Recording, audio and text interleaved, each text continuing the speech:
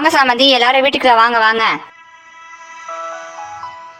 எப்படியோ சமந்தி, நம்ம கண்மணிக்கு நலங்கு வச்சு முடிச்சிட்டோம்.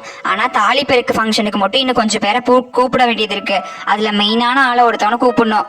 ஆமா சமந்தி, அந்த மெயினான ஆளை நம்ம இன்னும் கூப்பிடவே இல்லை, கோச்சுக்க போறாங்க. ஆமா ஆமா, கோச்சுட்டா ரொம்ப பிரச்சனையாயி போயிரும். கண்ணா வாடா, நம்ம எல்லாரும் போய் கூப்பிட்டு வந்துருவோம் அவங்கள.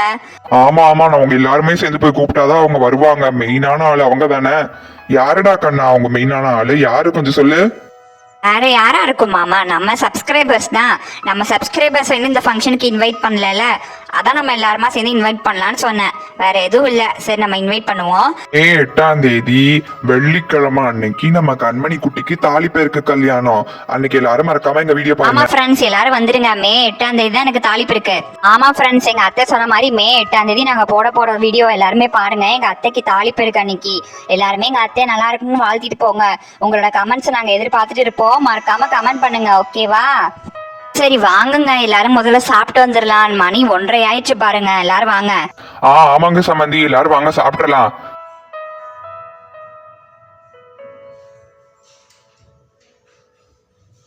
அப்ப சரிங்க சமந்தி, விருந்து ஒரு வேலையை நல்லபடியா முடிஞ்சு நாங்க கிளம்பிடுறோம். போயிட்டு வரோம் சமந்தி, போயிட்டு வரோம் கண்மணி.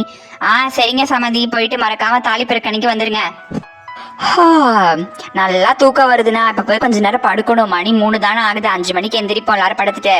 ஆமா கண்மணி, நானும் போய் கொஞ்ச நேரம் தூங்கணும். வா பூமி, நம்ம ரூம்ல போய் படுப்போம். ரோஜா தேஜா எல்லாரும் வாங்க, ரூம்ல போய் படுக்கலாம்.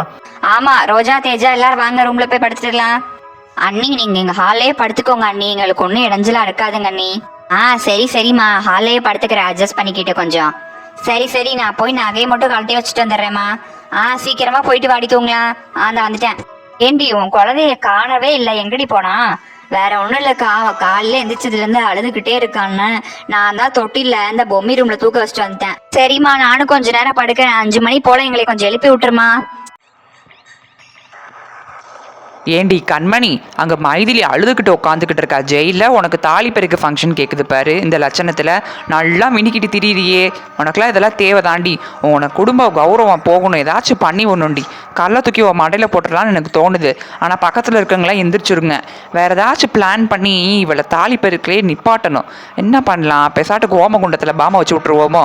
இல்லை வேணாம், அது போலீஸ் கேஸ். ஆனால் நம்ம ஒன்று உள்ளே போய் உட்கார வேண்டியதாக போயிடும். வேற என்ன பண்ணலாம்? ஒரு புது ஐடியா. தாலி பெருக்கணுன்னு எனக்கு யோசனை வந்து, அந்த தாலியை திருடிட்டா எங்கிட்டு இருக்கும் அந்த தாலி? இங்கே என்னமோ ஒரு டப்பா கணக்கில் என்னமோ ஒன்று கிடக்கே. இதுதான் உனக்கு தாலி பெருக்கு செஞ்சு போட போகிற குண்டுமணியா?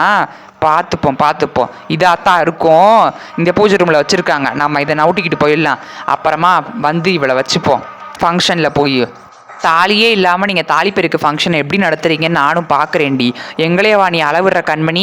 இரு உன்னைய வச்சுக்கிறேன் இந்த தாலி பெருக்கு ஃபங்க்ஷனில். எப்படி தான் நீ தாலி கட்டிப்பேன்னு அதையும் தான் நாங்கள் பார்க்குறோமே. மணி 5 ஆயிருக்கும்னு நினைக்கிறேன். எல்லாரையும் எழுப்புவோம்.